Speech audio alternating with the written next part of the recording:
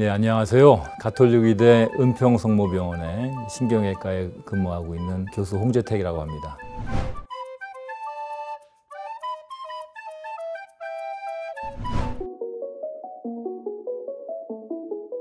퀴즈를 처음에 얘기를 시작하면서 말씀을 드릴 텐데, 일종의 연상 퀴즈라고 이제 말씀을 드릴게요.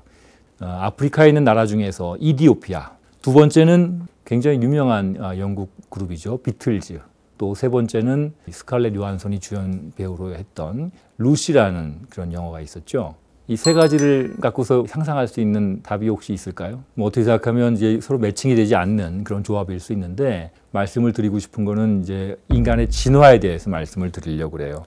그 애리조나 주립대학에 있는 이제 그 고고학 팀이 이디오피아에 가서 화석을 연구하기 시작해요. 어느 날 우연히 그 화석이 머리부터 발끝까지 다 한 곳에 이제 밀집되어 있는 그런 장소를 발견하고 뼈들을 이제 쭉 천에 펼쳐놓고 을 맞춰보고서 이게 인류의 조상일 수 있겠다라고 이제 얘기를 하죠. 그 과정에서 이 팀 연구원들이 그 당시에 비틀즈가 굉장히 유명했던 그룹이기 때문에 그 테이프를 갖고 와서 그 노래를 들으면서 계속 작업을 하죠. 그래서 그 화석을 이름을 짓기를 루시라는 이름을 짓습니다. 비틀즈 노래 중에서 루시 인 더 스카이 다이아몬드라는 노래가 있었답니다. 거기에 나오는 그 루시라는 그 여자 이름을 따서 루시라는 이름으로 이제 부르면서 작업을 했고, 그게 이제 그 세 가지 공통점이라는 거죠. 이디오피아에 가서 화석을 발굴하고, 그게 이제 오스트랄로피테쿠스라는 인류의 조상의 이제 화석으로 판명이 되고, 그 당시에 비틀즈의 음악을 들었고, 그러면서 이제 얘기가 진행이 되는 거죠. 그래서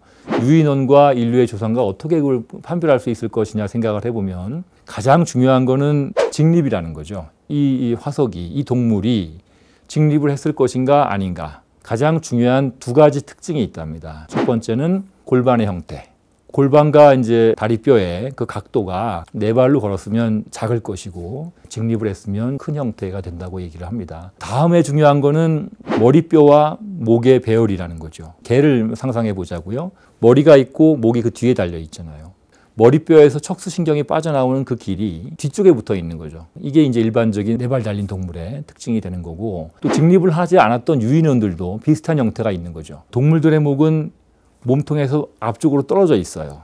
그래서 그걸 지탱하기 위해서 뒤에 신전 근육이 많이 발달되어 있습니다. 그런 면에 상대적으로 저희들은 목 근육이 발달되어 있지 않아요. 그런 이제 사람의 인류학적인 특징이 머리뼈와 목의 연결 각도, 또 배열, 이것들이 사람들에서 이제 많은 질환을 만들게 하는 중요한 이유가 된다는 겁니다. 경추의 디스크는 좀 작아요. 허리 디스크에 비해서 상대적인 부피가 굉장히 작죠. 일반적으로 경추에는 무게중심은 뒤쪽에 있는 후관절, 뒤쪽에 있는 관절 쪽에 자리 잡습니다. 많은 사람들이 작업을 할 때, 혹은 책을 읽을 때, 아니면 핸드폰을 볼 때, 특히 요즘에 고개를 앞으로 숙이게 되는 자세가 되니까 정상적인 그 무게중심보다 무게중심이 축이 앞쪽으로 쏠리게 되는 거예요. 앞쪽으로 쏠리게 된다는 의미는 경추의 디스크 쪽에 가해지는 압력이 커진다는 의미가 되는 거죠. 오랜 기간 동안 습관이 돼 있고, 오랜 기간 동안 그런 비슷한 유형의 직업을 하는 경우에는 디스크의 변성, 또 디스크 주변의 골극, 뼈가 두꺼워지는 거죠. 또 인대가 딱딱해지는 현상, 이런 것들이 많이 생길 기회가 그만큼 많아지는 겁니다. 그래서 특히나 이제 목 디스크 예방이라는 측면에서 우리가 자세는 굉장히 중요하다라는 말씀을 드리고 싶어요.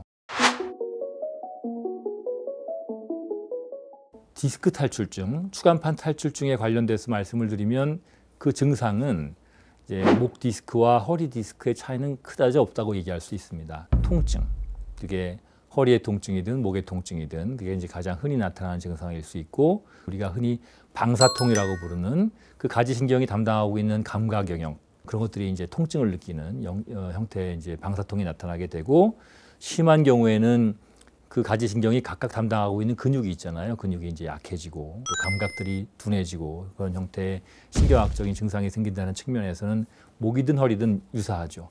다만 이제 우리가 차이가 있다고 얘기할 수 있는 거는, 허리에 있는 신경들은 일반적으로 말초신경이에요. 그래서 문제가 되더라도 그 말초신경에 해당되는 감각 영역, 또 운동 영역, 근육들이 되겠죠. 그런 것들에 문제가 생기는데 비해서 목은 중요신경들이 척수신경이 포함되어 있잖아요. 척수신경은 중추신경이거든요. 거기에 디스크가 심하게 생기거나 협착증이 심하게 생기거나 하는 경우에는 사지에 이제 문제가 생길 수가 있는 거죠. 후유증이라는 측면에서는 경추에 관련된 문제가 훨씬 후유증이 많을 수 있는 문제가 됩니다.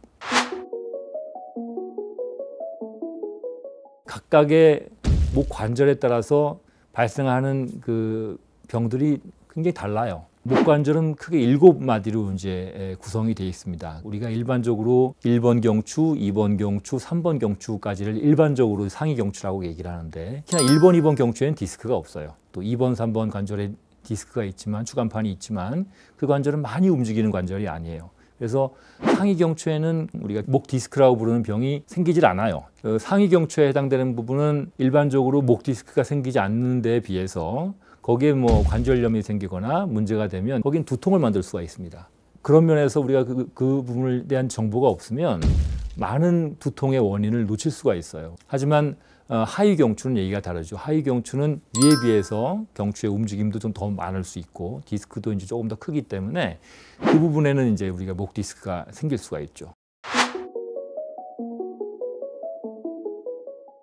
일반적으로 심하지 않은 경우에는 우선은 약물 치료를 보통 시작하죠. 증상에 따라서 혹은 환자들의 이제 부작용 경험에 따라서 약을 좀 조절하게 될 텐데, 만약에 이제 그렇게 약을 쓰면서도 통증이 심한 경우에는 신경 차단술이라는 조치를 합니다. 신경 차단술이라는 건 뭐냐면 신경이 가장 심하게 눌려 있어서 그것 때문에 가지신경의 통증을 많이 호소하고 있는 경우에, 혹은 척추의 관절통을 이제 느끼는 경우에 가장 많이 눌려 있는 부분에 우리가 바늘을 통해 접근을 해서 거기에 우리가 조금 더 직접적으로 진통소염제를 뿌려주는 거예요. 직접적으로 우리가 그 문제가 생긴 부분에 그 약물을 농도를 높여서 투여할 수 있기 때문에 조금 더 많은 효과를 기대하고 바랄 수 있죠. 실제로 많이 도움이 되는 경우가 있습니다.